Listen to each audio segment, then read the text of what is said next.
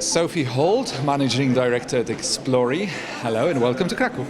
Hi, great to be here.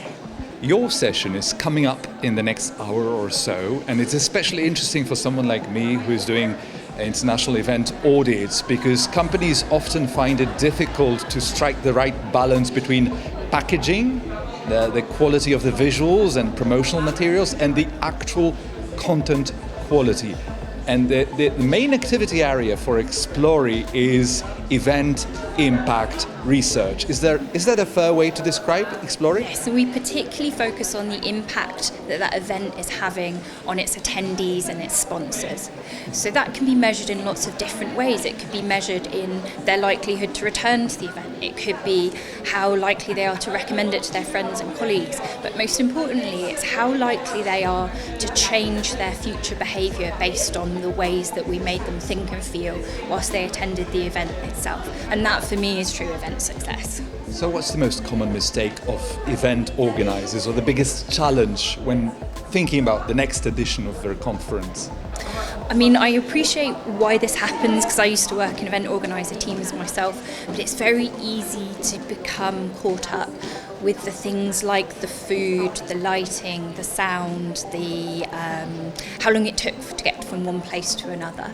Because these are the things you see, these are the things that you feel your success is measured on, and these are the things that people come to you and complain about during the event. But typically we find these are what we call hygiene factors. They very rarely impact on somebody's true appreciation of the event and the impact that it's had. So we try and encourage event organisers to step away from those hygiene factors and really understand what actually underpins the true success of that event and try and measure what impact they've had on that.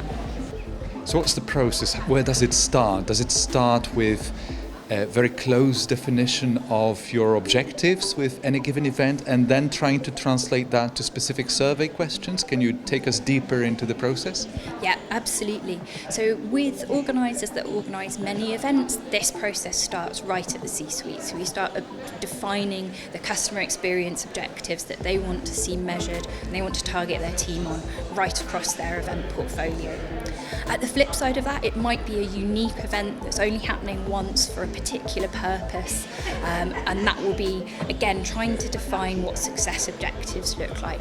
How do we want people to behave differently after they've experienced that event? And then, we turn that into testable hypotheses and then measurable survey questions. So you may be seeing where the objective is something that they want to measure year in, year out, gather really consistent data. So right at the top level of their business, they can answer questions like, are we getting better at meeting the needs of our customers?